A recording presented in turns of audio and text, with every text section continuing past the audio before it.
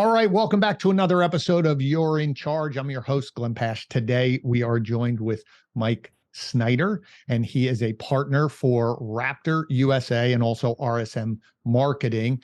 And why I'm excited to have this conversation with Mike is he's in a unique position, and I understand that position as an agency as well. You know, when someone reaches out and hires you, there's someone on the other end of that phone who is a lot of times left to their own devices, meaning they're left alone. And how do they create this marketing? So Mike's going to share some very tactical advice for those of you listening who find yourself in that position. So right off the gate, Mike, thanks so much for being here. Appreciate the opportunity and love the topic. Oh, great, great, great. So let's dive into that. So, you know, as an outsourced marketing agency, companies are going to reach out to you because internally they don't have a full-fledged marketing department. And so sometimes when people think of outsourced marketing, they feel that, oh, I'm just handing it to Mike and I have no say. So to start the conversation off, right out of the gate, what's the misconception when they say outsourced marketing, or what hiring a company like RSM, why they should versus trying to do everything on their own? Yeah, it's a fascinating question. We work with hundreds of companies across the country, and typically with a principal. And it was only by way of doing strategic listening that we even came across this whole outsourced marketing department with a fractional marketing director model. And it was because we had these CEOs and presidents and partners like Hank and Barry coming in and saying, we think we need a marketing director, but we don't know how to manage or resource it. Right. And we finally said, just give that all to us. So to your point, they went, we love that idea, and we're going to spend this much money anyway in a marketing director. We can just give that to you, and you can be the marketing director and everything else. Right. And then they want to walk away. we're like, come back.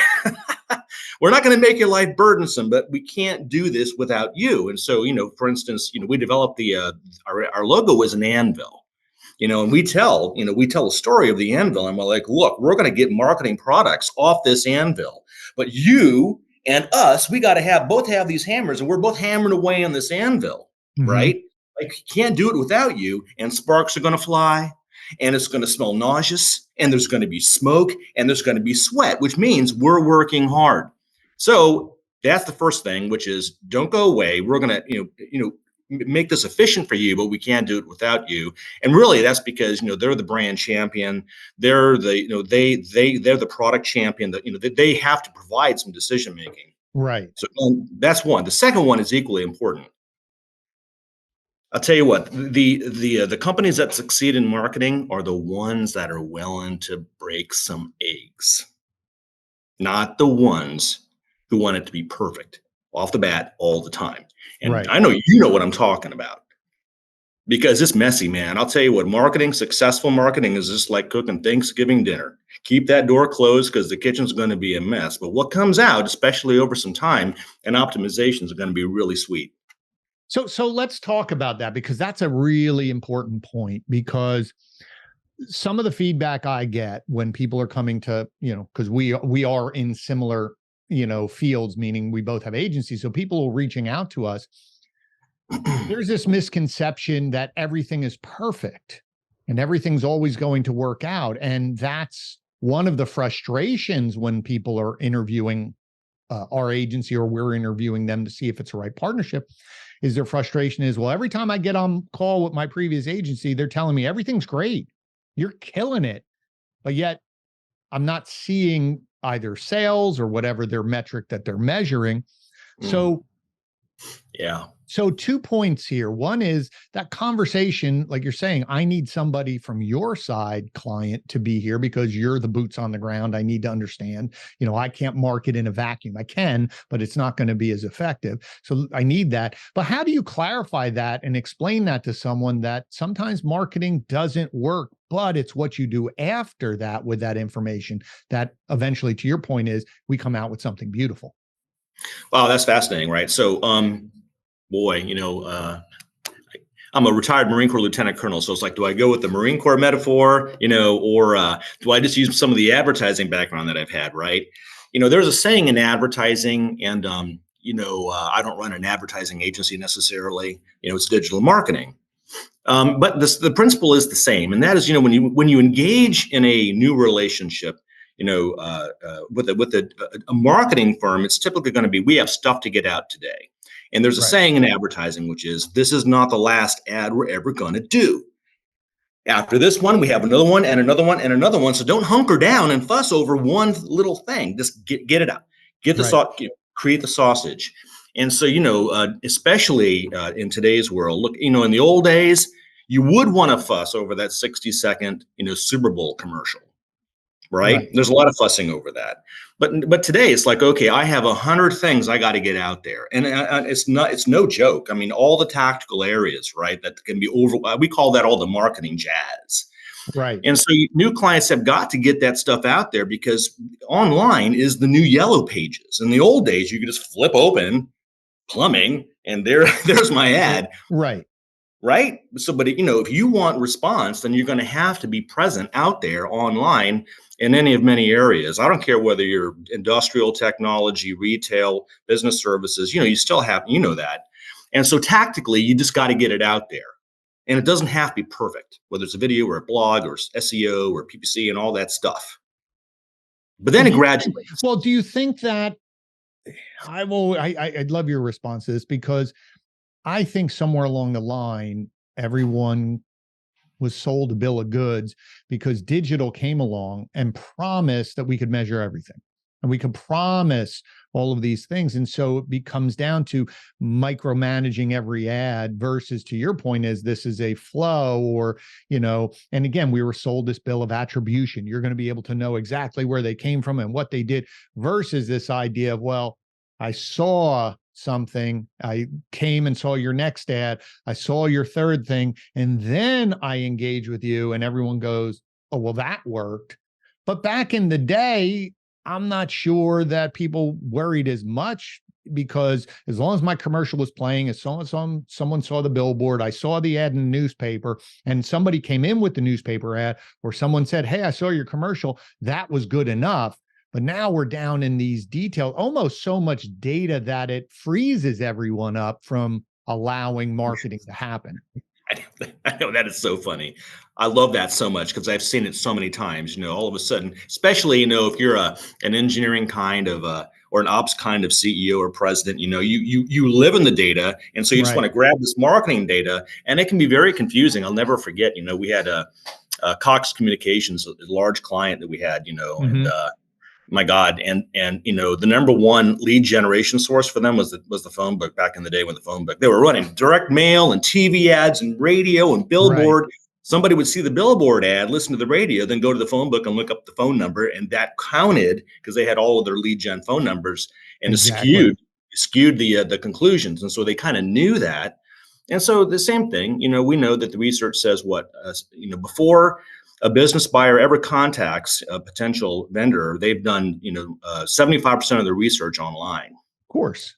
Right. And that's why, we have to have, whether it's transparent in the data or not, because it takes a lot, this, to connect all the pixels and all the little technical things to do online. Thank God I got people to do that, because I'm just a retired Marine Corps lieutenant colonel who thinks like strategy. Right. Exactly. Okay. But, sometimes you don't capture all that. So really, there's two questions that I want to get to the second part of this. One, am I creating a researchable library in my digital footprint? You know what I mean? I mean, maybe there's just so many, I don't even want to get into it with how these things overlap, but that's all tactical. Then the second question is it doing me any good? Right. Exactly. Okay. Now, I would say if you do it right, it will advance the needle. It absolutely will, even if it's not brilliant. But if it's brilliant, comes down to one word, which means it's strategic, then it'll blow the socks off. Okay. So if you're not happy with, your lead gen, then, when I say lead gen, I mean, hey, look, are your salespeople busy? Yes. Are you selling stuff faster than you even want? Right. Right. And if it's not that, then, you're probably acting tactically and not strategically. Right. So coming back to this relationship, with clients, it's funny because oftentimes it's not until the second or third year of the relationship where you really are able to start developing strategy together. It just Right. takes learning and experimentation. And if the client understood strategy, then they would be acting strategically from the get-go. But most Right. companies really don't understand strategy, and it's very simple to get there. So I have a feeling we just scared a lot of people who are listening, because we get excited about this, and for someone who is not as knee deep in this, they're going, that sounds incredibly confusing. So put yourself in the shoes of that person who's in the business that's on the other end of the phone with you. And if you were going to coach them, let's say they weren't talking to your agency, they were talking to agency A over here. And now you were consulting and coaching them. Give me 2 or 3 things that person should be asking the agency to clarify what they just did. Yes, I'm going to say this is the area. Here's my audience. This is my desired, outcome. But when they're talking to that agency, what should they be asking them to, one, make sure they feel that agency understands, and number two, when they're getting the data back, to clarify it in a way that they understand it? Well, that's a tremendous question. I have a really tricky response for that. It's super tricky. Okay. It is. I would say, first, I don't want to talk about design. I don't want to talk art. I don't want to talk creative. Instead, answer me this question. What R&D are you doing today that will take me into new marketing areas tomorrow? What new products are you developing to bring to me next year? Because marketing is ever expanding and it's technical. It is. Right. You're talking about low code solutions, technologies. Our firm spends over $100,000 a year just on technical licenses. And so, and then honestly, the second question is, how many of your people are actually in-house? Because Right. sometimes there's folks who just use freelancers and that has utility. But when it comes to the technical side and the investments that must be made, I would say, look, that differentiates the boys from the men. It just really does. And we have a team of over 30 people, and a lot of them are freaking, engineer types in marketing. Right. Yeah. Right. And I think that's a very important thing, because sometimes even it just painted a really great picture. So if I'm the person in the business and I'm disconnected from you as an agency, so I'm helping, I'm trusting that you're going to take what I need and you're going to do your expertise and market and then funnel back to me. But now if you're going to outsource it on the other end, there's a disconnect on the back end. And now I have to wonder, well, what is that company doing over there, right? Versus I have a team, right? So our team, same thing. We have our team. Our team does it. We don't outsource anything in terms of our marketing or our execution. They all work for us. They, some might be remote, because during COVID, we hired some people remotely, but That's correct. ours. Yeah. There are people. They're not another agency. They're not another business to do that. Because again, now I have to strategically work on the backside to get you to understand what, and it becomes a telephone game, and it may get less and less and less.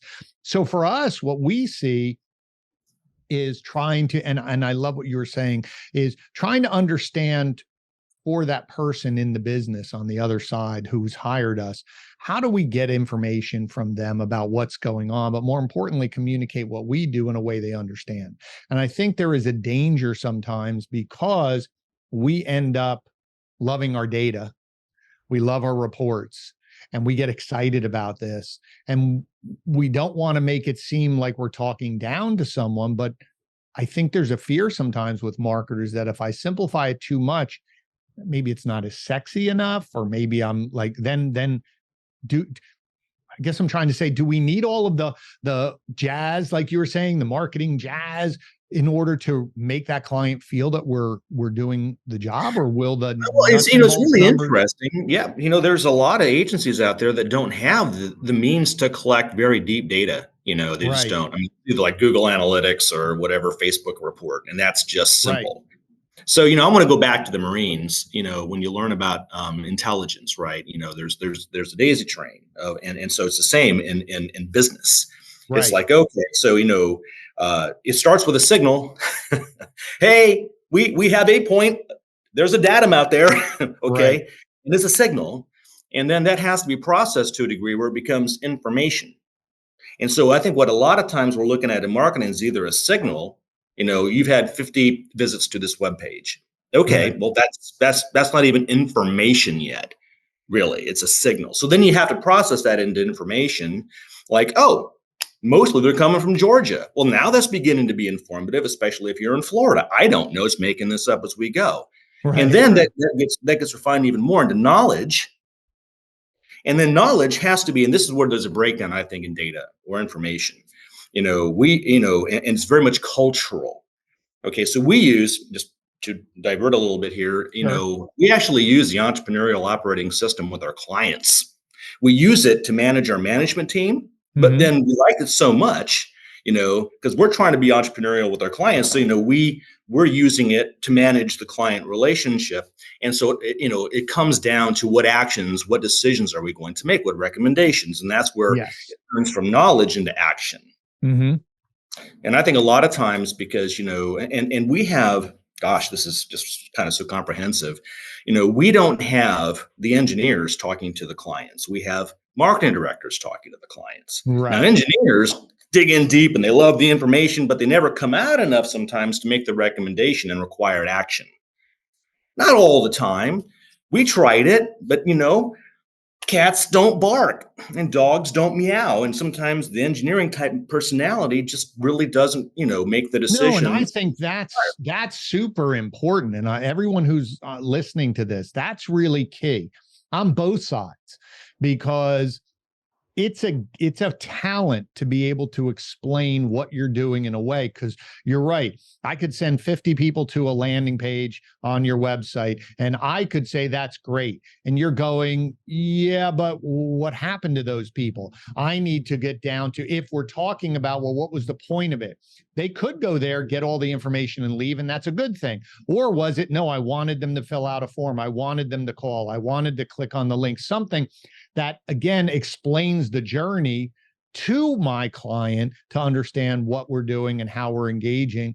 But on the flip side, I need them to tell me what they want to accomplish, right? Because I can only execute what you want me to, or else I'm guessing. Like I said earlier, I can guess, I'm a pretty good guesser, but there's going to be some disappointment, because if they're trying to sell something and they're trying to sell tickets to an event, or they're trying to sell something, just sending traffic for traffic's sake, we all could do that. But if it's not converting into something, and I think that's where having that conversation with them to connect your outsourced agency is breaking down that miscommunication of what that ad, what this campaign is supposed to do and generate, and where does it fit in that cycle, like you were saying earlier, of we're moving people along. It may be the first one, it may be the last one, but it's really clarifying. And I think that's so important, because hiring an agency or being left alone as a marketing manager trying to explain to your boss,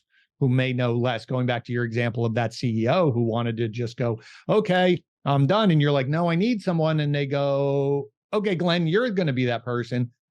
Somebody still has to explain it to them. And if we're not helping them, then we're doing a disservice on both sides. Interesting, so I respect, we again, we work with good sized companies and Mhm. principals, and they're all so smart, most of them. Some of them are sales driven, right? They're a sales driven Yes. mentality. I just want to sell. I just want Yep. stop.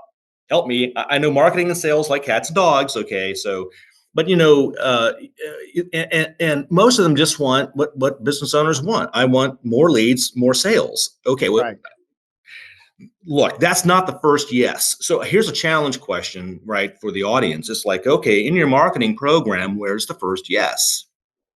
It's not yes, I'll call you, or yes, I'll have a conversation, because 75% of research is done prior to that, which means there's all kinds of yeses. Maybe the Yes. first yes is I'm going to read your blog.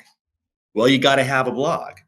Well, what the hell do you put in the blog? Well, that's easy. You just use SEMrush, you research what keywords people are searching under a certain topical area, and that creates your blog list. I mean, it's not rocket science, and it's also not magical. It's not abstract. It can be very, so now that has to be written. And then, so the first yes, and I'm just kind of making this up. What's the second yes? Oh, there happens to be a video link in here with an interview with one of our engineers, which gets deeper. I'm talking industrial. I'm talking manufacturing. I'm talking, Sure. we're not talking retail and consumer. Yes, that too, but we're talking about business. That's the second yes. Third yes is I'm going to download this paper or this article, this guide. Third, we have the third. That's third. What's the fourth? Yes, I'm gonna join your social group that you have. This discussion group amongst engineers on this topic. I'm going to participate in that. Now we're getting really deep because we're talking about a community strategy. And then I'm going to call you. Right, but even retail, and I love that because that is that path, and I don't think enough. Marketing again, it's we all take for granted what we know, and we assume a lot of times that everybody else knows what we know. They know it for their own business, but that's where you have to connect. So to your point, even retail, if I want to purchase something, that means I either somewhere along the line, I said yes to a friend who recommended it. I did my research online. I said yes to, oh, I like that. Maybe I read an article about it. Oh, I like that. Then maybe I went to Amazon and typed it in and I read reviews and I said, oh, so it's every yes is just nodding your head to say, I want to go one step further. And I think for any business, it's that reverse engineering. And then to your point earlier is saying, where do you want to show up in that? And now I think what's hard for businesses, and that's where our expertise comes in, is that, meaning marketers, is the breadth of where we have to be now. The amount of places we have to be with what message. Absolutely. I mean, it's amazing. And I think that's for both sides, for the person who's talking to companies like our own. We need your help on that, or trust that we know what to do, but there's going to be things that we need from you on that side to be able to execute, to your point, be there in their journey to continue the yeses. So, another, I think maybe a clear illustration for folks out there, we talk about complicated concepts like, user experience, right? Or, lead generation path. The simple way to think about it is, what online for my prospects and my customers, because customers come back and buy, right? Or they're checking you out, what sidewalks have I provided? Think about, your marketing is just a sidewalk. Now, I don't know about you, Glenn, but when I'm walking around downtown, I don't like to walk in the middle of the street. Right. I mean, I don't like to walk through parking lots. I like to walk on a sidewalk.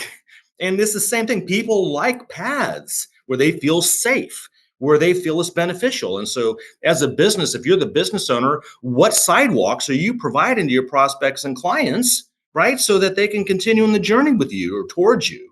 Oh, but on that point, what just popped in my head is also, what obstacles are you throwing up on that path that you may or may not even know? There, I call them friction points, where if I have on your website some sort of thing that says, to your point, is download this report. Well, if my form is a bazillion fields to do, like, whoa, this is hard. Yeah, I just thought it would be easy to put my email in and I'm going to get this sent. No, I want my first name, last name, company, what business, what industry, this. And well, that was an obstacle. So then the question is anyone looking at that to say, how many people clicked that button? And then how many people actually downloaded the report? And now you're going, there's an obstacle.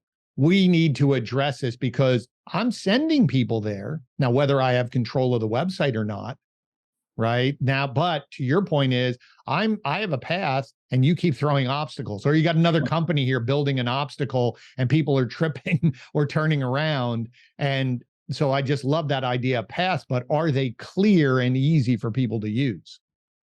That to your point, and this is really kind of an important point. I can't tell you how many times I've been even on our own website over the years, and there's a broken link or a broken form. It's like, what happened? Well, the digital space, especially when you're dealing with permission givers such as Google and Facebook and all of that. Well, they change algorithms, Absolutely. or there's something that changes in the code of HTML and all that other stuff that I really don't want to get into, and something breaks.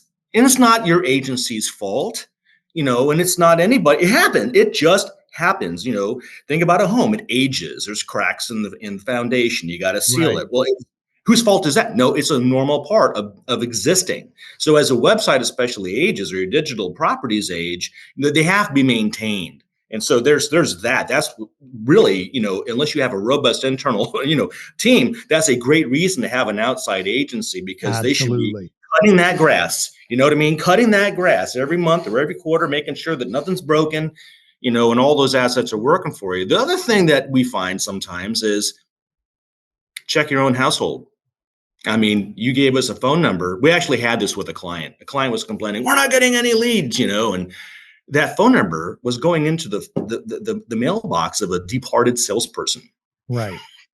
No, we've had that too, where we'll say they're not getting something and we're saying, well, did you check this? And so we recommend to our clients, or we question them, when was the last time you tried to buy your own product from your website?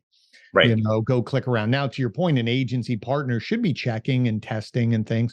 But even if everything's working, when was the last time you went through it and said, is this an easy process? Or asked one of your good friends who will tell you, hey, go see if you could buy a product off of my website, or go to my website and can you understand why you should do business with us? And they may come back and say, it was a little confusing. You're like, no, it should say this. And they're like, well, I didn't see that. So I think, to your point, is we jokingly say it, I'm sure your team does too, is waking up and go, what did Google do today? What did Facebook do today? What did they change today? And then you have to go run and plug the leaks in everywhere, or this fell off or that fell off. So part of and this is why having an agency, like you said, whose sole focus is this, like, you're an expert on what you do and sell. That's what we do over here. We're experts in this, but it's a lot of work that, both sides don't know how hard you work on what you do. So let me ask you, what is one of the things just that you're seeing out there? What are some of the mistakes that companies are, when they're connecting with an agency partner? I have my opinions of, why maybe relationships don't work, or they get nervous, or things like that. What are you seeing? Like, what type of things are you seeing that people are making mistakes when either they're hiring an agency or long-term relationships with an agency? What would your opinion be? It's a funny thing, I mean, we figured this out a couple of years ago. We actually came up with our ideal client profile. And one of the profiles that we don't accept is that the unsatisfied principal. They're never satisfied, right? And what that means is they have 100 questions today, and then tomorrow you come up with the 100 answers, and they've said, okay, I'm already past that. Here's 100 more questions, Right. So they're right, and that's what they kind of have to look at. So we say, hey, you know what? We have a label for that, which is called the conflicted perfectionist. Okay. The conflicted perfectionist. And so, and the first time we used this, and I was talking to a VP of marketing, this big company, and he laughed his butt off and said, oh my God, I am absolutely, because I was declining the opportunity, because I've just never had anybody tell me no because of this conflicted perfectionist thing. And the reason why that's so critical, and so, if you're a principal thinking about engaging with a marketing firm, because there's a cultural mismatch. So we have cultural, as part of our ideal client profile, we're looking for a cultural fit first. Right. Do you listen? How long do you even have? Tell us about your management team meetings. Tell us about how you manage your people. Tell us about your culture. Right. And if they can't, show that they are a listening, person that takes counsel, that is willing to give projects time to mature, because there's those kinds of people out there that like to plant a seed, a little growth, yank it out, complain Right. that it's not big enough yet. And we're like, even in digital marketing, your SEO is going to take some time. Yes. Right. Your blog getting ranked and we see it and we celebrate, when it takes, but it takes some time. And so if they're not a good cultural fit, then we're going to turn that off at the very beginning. We've learned, because what happens, I'll tell you what happens. You know this, Glenn, a bad client in an agency relationship will ruin your own culture, and your people will leave because they don't want to deal with brilliant jerks. This comes right out of our culture profile. We actually have our culture written out in 100 slides. And so we don't allow what they call brilliant jerks. That actually came from a Netflix piece, inside the company or even outside the company, because Right. brilliant jerks will run off the talent. Right. Right. Yeah. And I think that's important. So, if those of you who are listening to this, when you're hiring an agency or talking to them, the interview goes both ways. I'm not sure a lot of people realize that, because they just assume that everybody wants business, and yes, everybody needs a certain level of business to function and be profitable. But you're always looking for a partner. So questions like, how do you, meaning asking the agency, how do you structure your meetings? How do we communicate with you? Some companies are, put in a ticket and we'll call you back. Other people are, hey, you can call us at any time. Do you strategically talk to us beyond the service I hired you? Meaning, if I have a question about something else, is all of a sudden that going to be, well, I can't tell you, or that's an extra package? And so finding that right relationship. But one of the keys that I wanted to really highlight for all of those, when you're talking to agencies, things do take time. Not all marketing works every single time, and it isn't instantaneous, because we as agencies are using someone else's tools. Like this is, I think sometimes there is this idea of, well, you can just call Google. I'm like, no, we're playing on their platform. And if Google changes something, it's not our fault. We have to adapt. We have to, and to your point is, it takes time for Google to learn campaigns and learn what you're trying to accomplish. So you have to have time. Now, that doesn't mean you're not getting some results or some communication. So again, asking that agency, how do we communicate?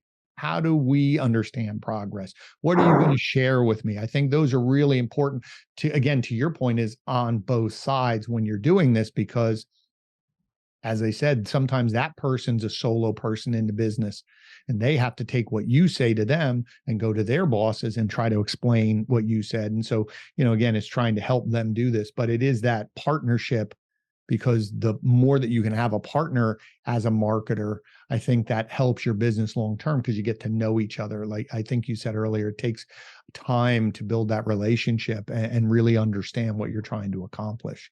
So a couple last questions, because I'm really curious about this. When you are onboarding this new client and you're excited about this new client, how do you structure what you're trying to accomplish for them? Is it driven by them, or do you have a set idea to say, well, we first need to understand who you are and what you're doing? Is there like a checklist that you're going through to say, are they set up like this before we go launch out over here? Right. Again, this is where, at least in our firm, we have we talk business and we use business models, right? And to manage the relationship, and it should not be mysterious. And to your previous point, things do take time. And by the way, the agency should be very proactive in educating the principal who does not know, because expectation, on an abstract like a concept like time quickly can turn into frustration without a little bit of illumination. Okay. And so in the onboarding process, we explain the element of time. We use primers to collect the information that we want, from brand to messaging to any kind of strategies that you may have. And then we talk strategy, because again, tactics is like pulling out two six whatever pistols, 6 shooters, and just blowing holes in the walls. Right. You'll eventually hit something, which is why I'm saying, if you do that enough, it will produce. But if you do it along the lines of some strategies, for instance, I'm just going to toss 2 out that are almost evergreen strategies, right?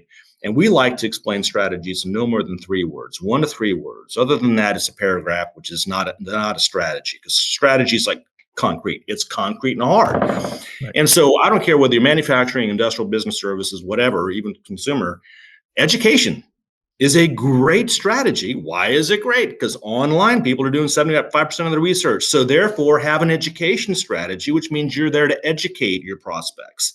Right. And that's something that a principal can get excited about. Right? Some don't. Some don't want to work that hard. Okay, so education is not for you. Maybe there's another strategy. Oh, leadership. Mm-hmm. We're already doing all this stuff. We're going to these. Okay, so you have a leadership strategy in your category. Or it can be a number of strategies, but leadership and education are 2 good ones. So when you're doing the onboarding and guiding the tactics, we like to identify quickly up front, okay, we're going to use this education strategy, which will help us guide all of the marketing that we're doing, right? Right. And we do that agreement up front. No, that makes complete sense. And I love the fact that you keep it very simple, because again, we as marketers like to explain, but if you can really get it locked down into one word, and I love those too, because you're right. A lot of companies will generate visibility and those yeses through educating you on why, not just why they're good, but what their product is, what does it do for you, how to use it, and all of a sudden that idea of they're helping me, well, that means they're a good company because they're trying to help me. Or do you own a leadership position because you're the number 1, number 2, you're visible, and so you become the expert? I still think that those expertise is tied into education, but what I love about that is that then you can start bucketing your approach or your strategy. Then your tactics fall underneath that, right? Then your tactics on how to leverage that versus, and I think we've talked about it multiple times, but those of you listening, I hope you really heard what Mike's been saying is strategy and tactics are completely different, 2 different things. Strategy is where we're going, big picture, like you said, leadership. And then tactically, how do we communicate that? And then you start going, the tactic is, what do we do on Facebook? What do we do here? It's a blog. What do we do? Those are all tactics, but they have to be under this overarching, or like you said, you're just shooting in the air and maybe you'll hit a few things. But I think that's so important. And what you've been saying today is really, I think it's so helpful for someone who's sitting there looking for that partner or frustrated that they're not getting this from their current partner, to be able to say, that's what I'm looking for. That guy, Mike, very smart there. That's what I want. I wish my agency had it or whatever. I think that's really the goal of this conversation, is to educate and use your leadership in the marketing space, but also education. I think you've done a phenomenal job here today. So at the end of all the episodes, I usually ask 2 or 3 questions. I call them the one. But first, thank you so much. Like, I could sit here and talk to you like, this is why I always get excited when I'm talking to guests about things and they get going, but time just flies by and you go, oh my God, look, we've been talking. But it's been so really your insight, but also what you've said in such very concise ways. I really appreciate you taking the time and sharing with the audience. It's been very helpful. So the first thing is, first question is, you obviously knowledgeable, military background and leading companies, two of these companies. You've just shared things to help inspire others. What are you reading, listening to, or watching that's inspiring you right now? It's really interesting. I have to tell you, I got the gray hair now, and I'm We're passionate part of the about gray hair club over it. here. It means you know a few things and you've taken a few knocks. And so rather than reading right now, I'm actually writing. I've written 2 books in the last year, and have a heart of a servant leader. So that servant leadership comes from the U.S. Marine Corps, and I brought that into business. And so here to help, kind of a thing. As the business is running itself, transitioning to more of this strategic consulting role, and so I've been kind of codifying that and doing more speaking. And so, yeah, part of what I'm doing right now is just getting that all together for the first time. So, for instance, a lot of what we've talked about is actually coming from what we codified in the book called The Great Marketing Lie, and it's on Amazon. It's a great read for business owners because it removes all the marketing confusion and just boils down a few key concepts like marketing strategy, made easy for business owners. And great. Well, we'll link that up in the show notes. That'll be fantastic. Well, it sort of ties in then, I guess, to my second question. But what are you investing in yourself? What are you doing now that you've put it in, on paper to say, this is what I'm working on for the next year, that a year from now, you're going to say that was a good investment of my time? Really, honestly, I have been investing significant money and time into how to start a publishing company. I mean, I've started many companies and I'm like, you know what, I can do this. I like to do this. And, publishing, so it's more than just publishing a book, Glenn. It's like, okay, how do I actually get reviews and readership and get this organic? I got 2 books being translated into Audible by Thanksgiving. And so I'm absolutely organizing, although I never ever thought I would, into, a publishing business, which also includes speaking. Well, listen, I've interviewed over the last few months. It's been interesting after I've been doing this podcast now for a couple of years, and I've had authors reach out to me in the last couple. They've talked all about publishing and either starting a publishing or how to get published and the work it takes to market.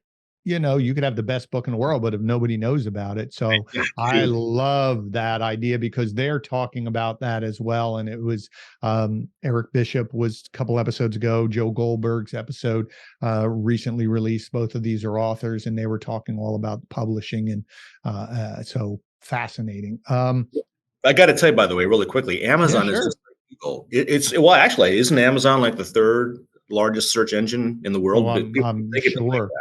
It is. Sure. And so they're data driven. All they're looking for is reviews, right? That's what they're looking for. So when it comes to marketing and publishing, it's like, how do you actually get the reviews? And so it removes the mystery because it's so mystical. How do I get my book? No, I tell you, every time, because I follow a few authors, some of my favorite authors on Twitter, and I'll say, "Oh, I read your book; it was great." And the first thing they'll say is, "Thank you so much. Go leave a review." Because I don't care how important they are, or they're on New York Times bestsellers, they still need the reviews. They have to spread the word. They have to sell. So again, it's all marketing. Last question. We talked about a lot today, and again, as I said, incredibly valuable. If there was one thing that you want the listener to take away from our conversation today, what's that one thing? Courage. Oddly enough, because nothing gets done without courage. Business owners have a lot of courage in areas where they're comfortable, but marketing is generally not one of those areas. Right. They're confused and they're scared because why are they scared? Well, they're spending money. Okay. And they're also kind of scared of looking like an idiot. No kidding. I'm not kidding. And so they're going to, purple cow kind of stuff, man. It's one of the, you have to differentiate yourself, which means you have to be different. Well, what does that look like? And to be different and to make some of these bold decisions, you're going to have courage. Courage to kick some team members in the butt, courage to fire some team members. Because, by the way, that's another chapter in the book is, look, you're going to have to make some hard calls because you can't do it alone. You lead, the CEO or the principal leads the marketing function, Glenn. It's not a marketing director. But there are people who are going to poo-paw ideas, and just because that's who they are. And if they're going to become a big strategic distraction and strategic risk, then they're going to have to, maybe get some new people on the bus using all of these business book metaphors, right? Yes. John Gordon's the energy bus and all of the rest of them. But it's so true. And I had a client say to me one time, because our agency, just like yours, you have your webinar series. When I was on your website looking, and we do same thing. We do speaking, we do education. Here's free downloads, have it. And a business owner said to me, you know what I appreciate about what you're doing is you're helping me get smarter on this, understand what questions to ask. And I'll never forget it. He said, but I get to be stupid alone in my office with no one watching. I thought that was great, but he was courageous enough to say, I don't know, I'm going to learn. And now all of a sudden he called me up, and this was maybe 2 years ago, but after about a couple months of doing some of the education, he called me up. He was so excited. And he said, I just had a marketing call and I understood what they were talking about. And he goes, now I know what I need to do, because it connected what he already knew about marketing, but this whole digital thing confused him. But once he connected and said, oh, this is this, and that's that. I know how to do this. So that's all. And he just was so excited. And I've never, like I said, it was so, made me just smile.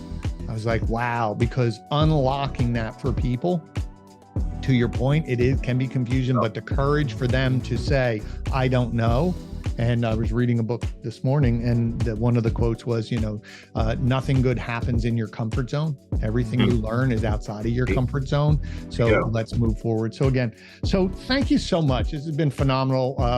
How can people connect with you? Because again, I personally think you are definitely someone that people should connect with, lean on. Everything I've read online, looking at your websites, you have that servant leadership mentality. So how can people connect with you? And we'll put it all in the show notes as well. Thank you, Glenn. No, the easiest way is just go to raptors.biz, raptors.biz, and there's contact information there. Give me a call on my cell phone, give me an email, keep it easy. Heck, I'll talk to any business owner for a bit because, we're all in it together, man. And It takes 2 to 3 people to make a genius, according to Harvard Business Review. And so you and me, Glenn, can form a genius. We're 2/3 of a genius. We're 2/3 of a genius. Right. So, reach out, and it's private. To your point, it's not like it's going to be public with your team. So if you're going to have any concerns or fears, it's all confidential, and it's nice to have that availability for anybody. All right, well, great. Like I said, I appreciate your time. I will put everything in the show notes. Audience, you know the drill. Thank you so much for being part of it. Hang on for a few minutes as we read out, and we'll be talking about what's coming up next. And I look forward to seeing you on the next episode.